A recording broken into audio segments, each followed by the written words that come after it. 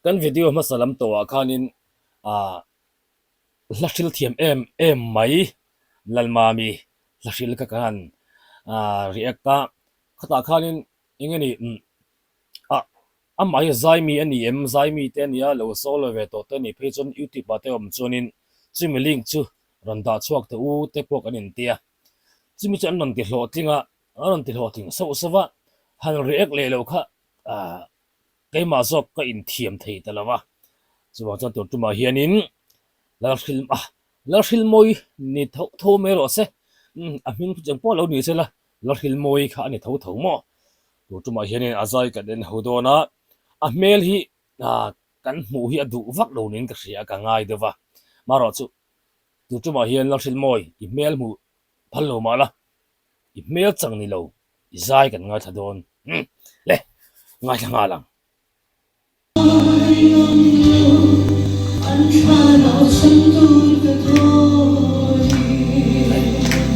aku rei ve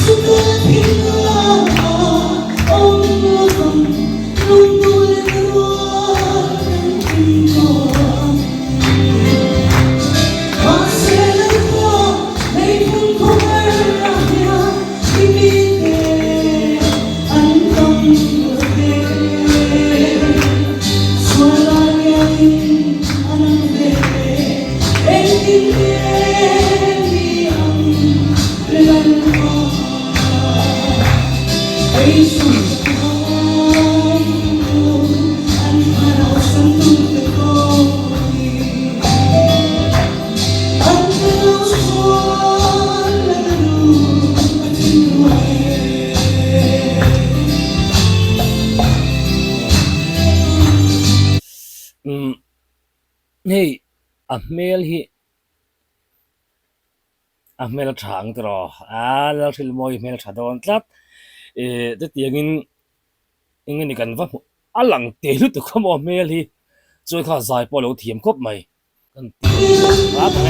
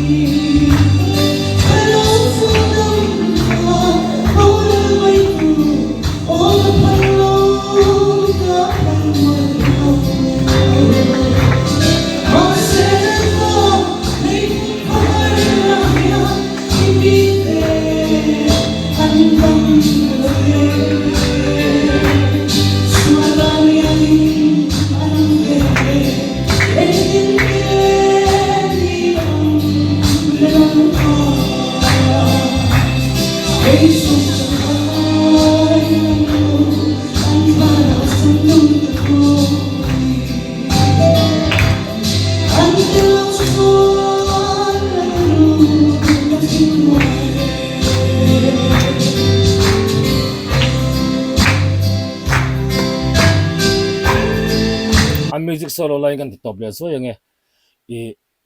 an thai chho chu hey mitam tak chonin bi cho EPC mini min ti tol tolomaya life a po hian mo ne alom oma ka ngai maya dalil ru tak tak kan sei lo ka nga pathian tharau le anatho mitam takin tunla khovel thiam na mangin do dana ana sa em to tin a bible meeting te po ngeni lali suan lazara akai thova khami thina ata akai tho na teng te po kha scientifically te po in anan chui kwal vela ngeni thil mak theng kha ani lo thei dan te kha an te kwal vela ni kan mu sei jaw ko tum lo zo ka tan chem je zo ka chu pathian tharau le anatho khovel hian ahum hal ngam to lova youtuber te pon an hum hal ngam lo kan ti do tol tiang chunga chunin ka thei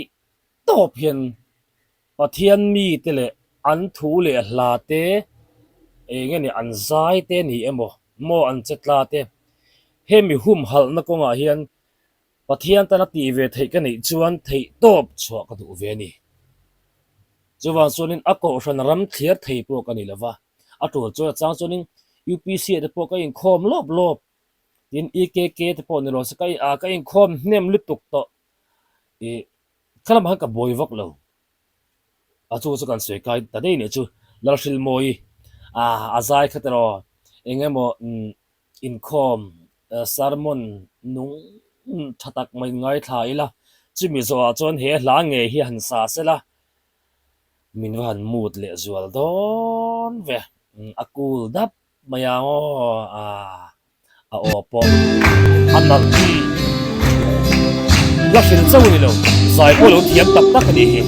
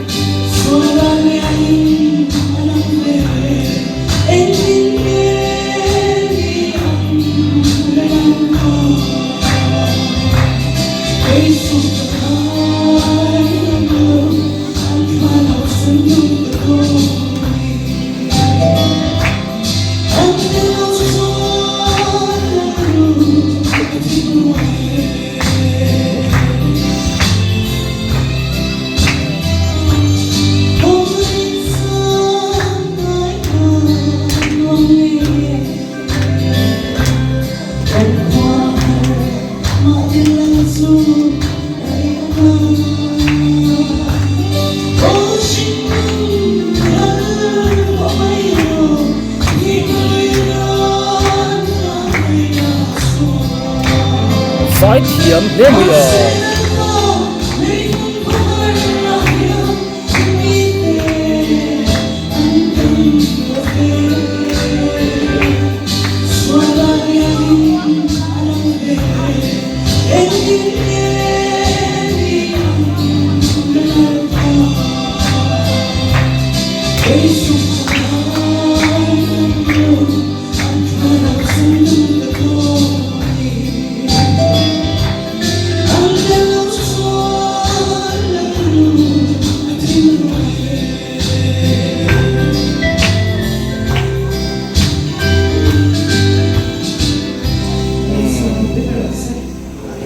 amen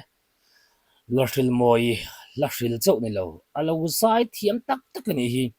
life a zai ania alo record top ani te khanin mo